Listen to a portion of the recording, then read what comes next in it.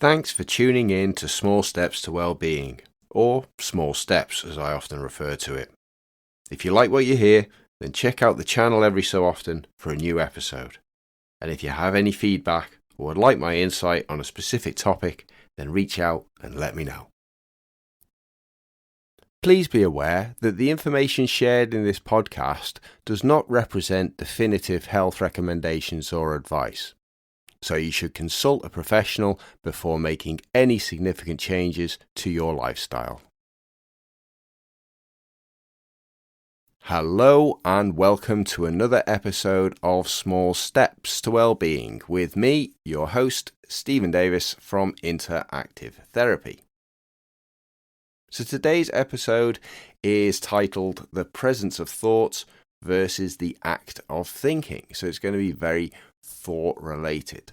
Hopefully it will help you to reflect a little bit on your own processes. Have you ever taken time to pay attention to the state of your mind and the type of statement it offers or questions it raises throughout a given day? Now, while this sounds like a strange question to be starting off this episode, it's certainly not uncommon for people to largely ignore the majority of their thoughts, or maybe even miss the fact that they're having thoughts at all. But it can be interesting, however, to recognize that the presence of thoughts is distinctive from actual thinking. Take the following example. You may have opened your curtains this morning and, looking outside that window, you observed the weather conditions. You may have noticed that the sun was shining, that the trees in your view were being moved as a result of the wind, or a visible vehicle or structure was wet. These may have triggered a related thought such as, it looks like a nice day, or it's windy outside, or oh dear, it's raining again. Now these are all thoughts, and it's estimated that we have over 10,000 of these per day.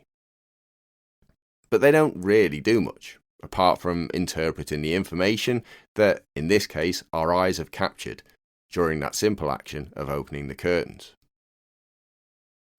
Thinking is what can happen next, as our brain then considers the consequences of that information that the brain's just been provided with.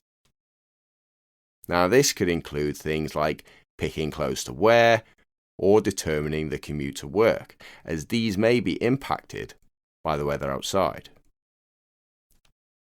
Thinking, therefore, is a direct action based on the thoughts that we have just had and requires decision-making skills from the brain that we are more than likely to simply take for granted. Automatism of the majority of these thoughts and subsequent thinking is definitely understandable, as paying attention to them all would likely overwhelm us significantly. This is why our brain forms habits and reaches for the most appropriate weather-specific clothing or encourages our awareness of the best time to leave the house in order to minimize potential delay. These thoughts, observations, and decision-making skills are all influenced by filters in our brain, sometimes referred to as biases, that arise due to our interaction in the world throughout our lives.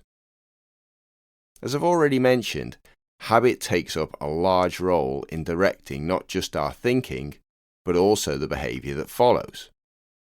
But in less common situations, bias may be referred to as a guide.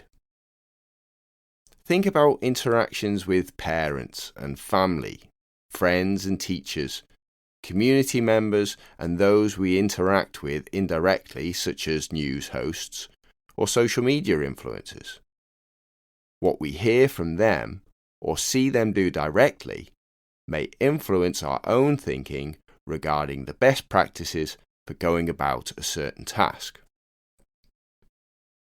So, in today's small step, you are encouraged to pay attention to situations in which an initial thought leads to a process of thinking and how this may then contribute to you carrying out, or maybe not carrying out, a behaviour.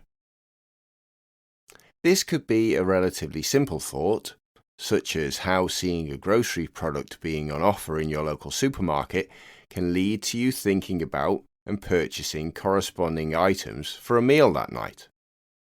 Or maybe it is a more complex issue, in which a question posed to you triggers a number of thinking pathways, requiring you to make a decision, or maybe get stuck in the process. Try writing down when having a thought transitioned to the act of thinking and how your behaviour was influenced. Good luck with the exercise. Thanks for listening.